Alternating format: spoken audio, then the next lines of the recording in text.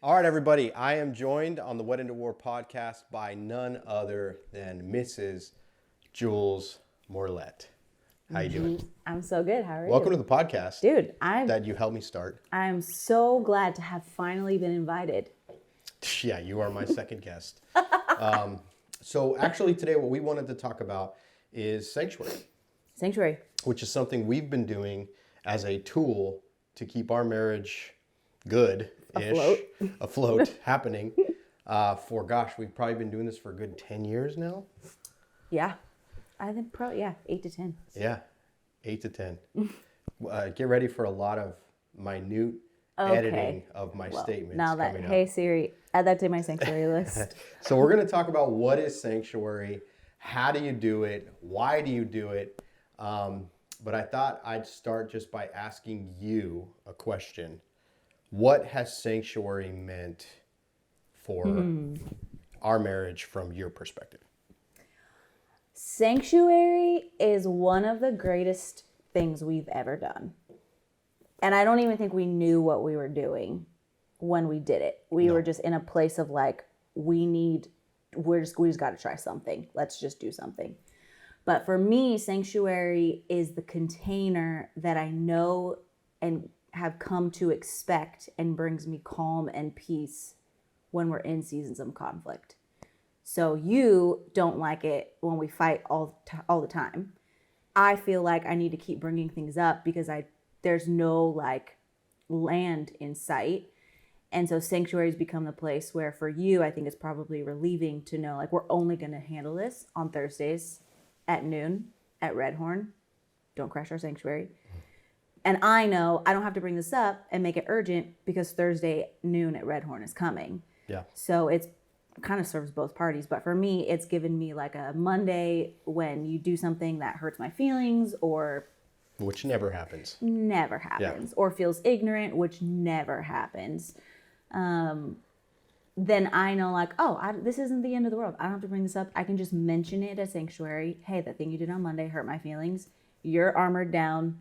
You're not feeling like I'm attacking you in the moment. I'm not interrupting your thought process from Monday morning. And you're just like, oh, I'm so sorry. And I'm like, thank you. And then we eat our chips and guac. Yeah, that is the ideal right there. Yeah, that's the ideal. There we It go doesn't for it. always go that way. And Yeah, it's taken us 8 years. I guess, so now you can see kind of the why. We needed something, a system or a time or a place that gave us the tools and the space to work through difficult conversation. Yeah, Because what we were finding, right, is that date night would be consumed with fighting. Yeah, because it was the only time alone, especially after we had kids. Oh, yeah.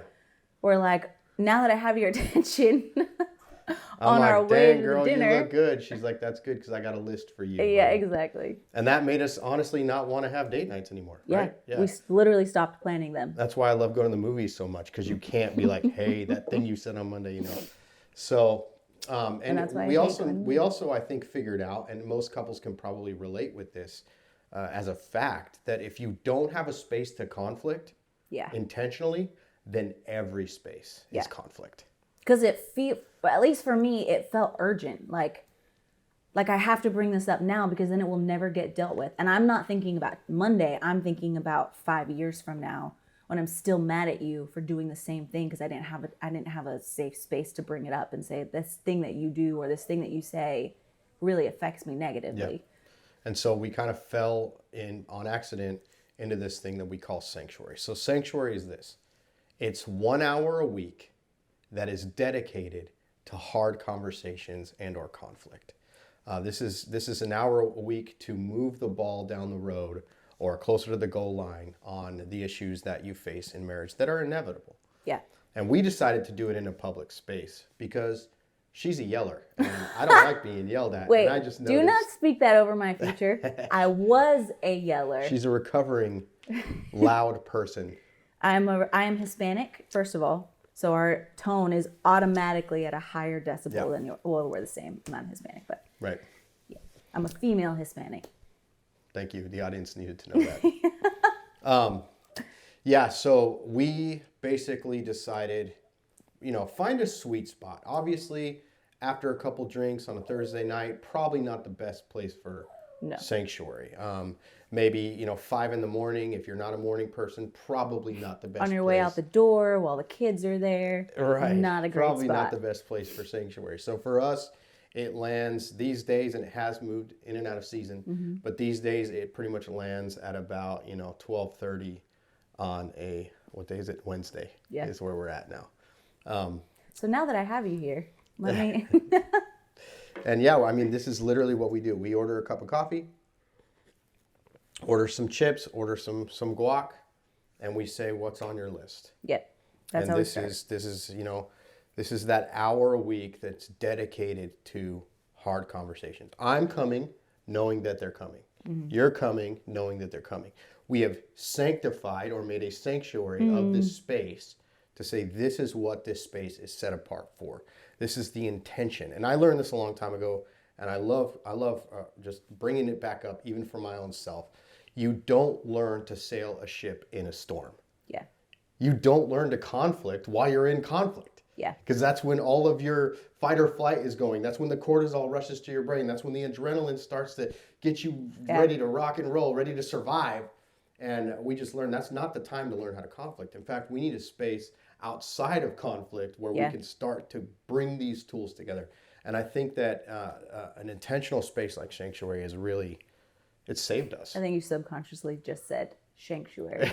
Sanctuary. You got to get ready to You gotta leave your shanks at the door. Yeah, I think we have a couple of ground rules for sanctuary. Yes. And I think what I love about this tool is this works for us in this way. And so many couples over the last 4 or 5 years have taken the idea of sanctuary and made it their own. Right. So if a restaurant doesn't work for you because you're going through like deep, hard stuff and you don't want to talk about that with your waiter interrupting you, like then maybe at home sanctuary is going to work. We have some friends who do it naked in the bathtub because nobody in a dignified way gets up out of an argument naked out of the bathtub. You can't storm off in that place. We have good friends do it in the car. In the car while they're driving. He wants to have another thing to focus on, so that he can put that cortisol, that aggression into, and so they do it in the car. And no one's going to, bail out on the side of the freeway. Right. It's not going to get that bad, hopefully. Yeah. So I think the idea is this is a tool, this is an idea, and it's going to take some time to work it out the way that it works for your marriage. Right. So ground rule number 1 is leave defensiveness at the door. Armor down. Armor down. Whether that's the door to the bathroom, the door to the car, the door to your favorite coffee shop. How do you show up to sanctuary armored down? Like, is there something specific that you do? Yeah, well, I mean, I think first and foremost, there's an inner dialogue that's happening, and also for us, an inner dialogue with a higher power, ultimately God. And I'm saying, hey, I want to be the best husband that I can be. I want to be the best father that I can be. I want to be the best man that I can be. And this woman has been designed to see my weak spots and to actually help me grow. And she's actually an ally for my growth. And so I just kind of mentally go through that mantra on the way there or at the gym that morning of like, yes, sanctuary's coming today, but this is for my growth. What about you? Oh, that's good. I didn't know you did that. You're welcome. I think when I get to sanctuary, I just say a couple of things to myself. Like, Tyson is not my enemy. He is for me, and his opinion or his feelings are valid. Because I think sometimes for me, sanctuary has become the laundry list, even though oftentimes, I would say 90% of the time at sanctuary, you don't have anything on your list, which makes it onto my list that you don't have anything on your list. Yeah, well, I can only remember to bring up the stuff that matter by the time we get there. Yeah, so you're like, shoot, there was something I was mad about on Monday. I was mad on Monday. I can't remember why. That's another thing. I have a list in my phone titled Sanctuary because I found that when I got to Sanctuary and I couldn't remember, it would happen again and I would get re-frustrated that I didn't bring it up the week or two before. So I like to keep a physical list and go through it, this doesn't matter. I know he was in a bad mood that day. Something happened at work. And I'm different. If it's important, I'll remember. If it's not, let it fall by the wayside, which I think is, for me, it's intentional because I can be mad about all the little stupid things. I can be mad because I skipped breakfast And therefore something you said kind of set me off. And man, we would be there. I mean, an hour wouldn't be enough time, you Yeah. know, but by the time I get to sanctuary, only the things that matter make it. Yeah. And I think for me, that is so healthy for me. Yeah. So yeah, that's how we leave defensiveness at the Armor door. down. Number 2 is if you come ready to bring it up, you come ready to forgive already. Yeah. And this requires like soul work. Yeah. Like for me, it's like, I really want to bring that up, but I know I'm just going to be mad no matter what she says. Okay, it's not time to bring it up. Yeah. It's time to sift through it in my own soul more. And so by the time I'm at sanctuary ready to bring something up, I've already forgiven you. Oh, thank you. I usually forgive you actively as I anticipate an apology. Which, I don't know if that's good or bad.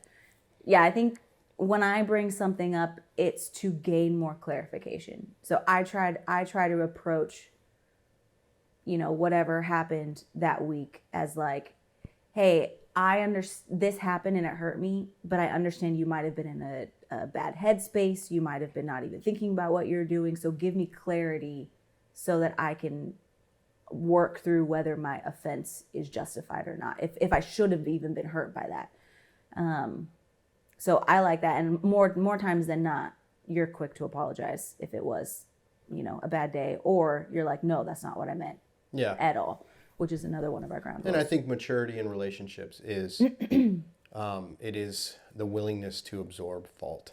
And I think sanctuary has taught me that more than anything. Yeah. So rule number 2 is to come ready to forgive. Not always easy. No. Rule number 3 is once the bill is paid, or once you leave the bathtub, or once you get out of the car, the fight's over. Yeah. It's over. Now, but it's not like, boom, over. It's like, there's a wind down. There's like, you sit your butt back down. No. I have not tipped yet. No. There's a wind down. There's like some sanctuaries we leave and we're like, man, we felt good. We talked through some stuff. We found some clarity. We didn't resolve everything, and then there's others where you're just like, we're just going to have to, the game's over. We just have to call it. Yeah. And we'll pick up again next week. Yeah. Or pick up again tomorrow. Marital conflict, you can't solve it in an hour often. Now, you'll be surprised. You'll find out that you actually can solve a heck of a lot in an hour if you have that intentional space where there's not a kid going, Mom, Mom, Mom. But yeah, I mean, some things are going to spill over, but that commitment is saying this conflict, sorting through it, it belongs in this space. Right. This is a sanctuary where this conflict is safe to get resolved and get turned and tossed through. The conflict doesn't belong on date night. It doesn't belong during marriage intimacy. It doesn't belong at the kitchen table with your kids in earshot, And so it's taking that conflict and really placing it in a sanctified space where it is intentionally supposed to be worked through. And so when I pay that check and we get up, that's it. We don't take shots in the car on the way out. Yeah. I think that's when you say like it's contained, it doesn't mean that Tyson and Jules only fight on Wednesday afternoons at 12 o'clock. It means that there's no shots. There's no side remarks. There's no random little like hurtful things that leak out into the week. Like we know that space is coming. And I cannot stress to you enough, if you are a dude, a bro who has a wife that you feel like is fighting with you all, that she just won't let up, I promise I want to be like, Tyson will buy your lunch for a year if this doesn't work. That I promise, if you give her a place to expect that conflict is going to be handled, if you give her a strategy, you will find that your conflict is less throughout the week. I can almost guarantee it. I can guarantee it, yeah. Because the angst of like, this is never going to get solved. This is never going to get dealt with. This is going to be our forever. Like the fear of this being our forever is just innately incapacitating without fear to hope, us. the heart grows sick. Yeah. And I mean, sanctuary gives conflict a place to hope for resolution. Oh, write that down. And the last rule of sanctuary, and the hardest for me at least, is you vow to leave better than you came. This is extremely difficult because oftentimes we've trained ourselves to be afraid of conflict, resist conflict, shy away from conflict. We're obviously dopamine drunk at all times, just seeking that next little shot of comfort. And so it's hard to imagine that you show up to Sanctuary and you're going to get out the other side better. Yeah. It's very difficult. And I think that there are tons of people, even on our team, especially when a Sanctuary goes south. Yeah, who've watched it work for us, and they just can't get past the idea that this is moving the ball anywhere towards the net. You know, they just cannot accept that. Yeah. And, you know, I think what we often encourage is give it 6 weeks. Yeah. Dude, it's you know like what a I muscle. Heard? You know what I heard the other day? That for working out, when you give somebody a workout plan, it's actually proven to be more successful if you give them time to think about what that workout plan might look like in their everyday life. Makes sense. So not saying like, show up on Monday morning, we're going to hit the weights at 5 a.m. We're like, what would it look like for you to show up on Monday morning and work out at 5 a.m.? Like, what would that do to your day? And giving them time to like mentally plan out what that would look like. And that's actually a higher success rate of somebody sticking to the Monday morning 5 a.m. It's the same thing. Yeah. With this, you know, if you just walk into this looking at your spouse committing, we are going to give this 6 weeks. Mm-hmm. We're going to try and do 6 weeks in 2 months. That gives us 2 weeks where it just the stars didn't align. Yeah. And just or even just 2 weeks of being up. like, what would it look like for us to have a sanctuary? And just for 2 weeks, you guys just talk about it. We've talked about doing a sanctuary. What would that look like? Where would we even go? What would we do? Would we drive together? Would we drive separate? Would we meet there? Would we not? Like, just mentally plan it out together before you actually get to your first sanctuary. All the creatives are just like, I feel so seen right now. And I'm like, that's a waste of 2 weeks, but whatever, you guys do you. Give it 6 weeks, set some attainable goals. An attainable goal in a sanctuary is, I'm just going to show up. Yeah. That's something that I can control. Yeah. I don't know how it's going to go. I don't know how my spouse is going to receive it, but I'm just going to show up. I'm going to try and put the fight down when it's done, when the sanctuary is done. Just that's an attainable goal. Even if you got to bite your tongue till there's blood in your mouth all the way home, you know. I'm going to try to only make 2 side comments instead of 5 side comments. That's an attainable goal. That's an attainable goal. And I think you'll find 6 weeks. I mean, week 1 might be explosive. It usually is. Week 2 is atomic. It's weird. Week 3, you have a little bit less to talk about. Week 4, it's actually wasn't that bad. Week 5 felt like a date in the middle of the week. That was weird. Now we're talking about the kids and what we want to see in their lives and planning out legacy. Week 6, you're planning for the future. Yeah. And then, you know, you're handling normal stuff week in and week out as the sanctuaries stack up. Unless, and we're going to have to cut this for part 2, something comes out of the compost pile. Yeah. We got another video coming, compost pile. So real quick, we got a few more minutes here. Just how does it work practically? You pick your spot, you show up. I usually say, hey, ladies first, what's on your list? And so that he can figure out what he wants to be mad about that came off him. No. And she begins to share, and you just work through the list. And when she's done, okay, I'm done. Then it's your turn. Work through the list. If you guys are having a tough season in your marriage, because your marriage isn't hard, your marriage might be going through something that is hard. Oof, say that again. Your marriage isn't hard. Your marriage might be going through something that's hard. Then you might have to say, sanction off half an hour for you, half an hour to me, and we just got to stick to this until we get into a rhythm and a flow. Because you both want to be heard. You don't want to walk away from sanctuary feeling like you didn't get an opportunity to share. And man, give it 6 weeks. Give it 6 tries. Yeah. Any closing thoughts? Yes. How do you feel when I remind you that we haven't had a sanctuary in a while? Not great, but I have learned to welcome that not great feeling. Yeah. Because often that not great feeling is growth. Because I hate it. You hate reminding me? I hate having to remind you that we need a sanctuary. So I think because you want me to want to do the dishes. But sometimes I don't want to do the dishes. It's true. And so but as a strength equal to, yes, I need you to be like, hey, buddy, Let's get one of these But on the I calendar. feel like it adds to this your sanctuary list that I'm nagging you about sanctuary, which feels like it just defeats the whole purpose of the tool. So for us, we literally have sanctuary on the calendar. So Yeah. that when we're planning our week, when we're looking at our day, we're like, oh, that's there. And I don't have to be the one saying, remember, we need a sanctuary. And you don't have to be the one saying like, hey, actually, I feel great when you remind me about sanctuary. It makes me feel safe. Like it makes me feel like, oh, okay, he's thinking about this. But for us, it's on our calendar in bold yellow. Yeah, that this is coming. I can't stress enough. Just have that conversation. Yeah. Like, how does it serve you when I remind you? Does it not serve you? And if, obviously it doesn't serve either of us to not have that space. So let's figure out a system that serves us both and Yeah. gets us both what we need. Ooh, we should talk about Sanctuary. how it feels to use the word system when it comes to marriages. Next one.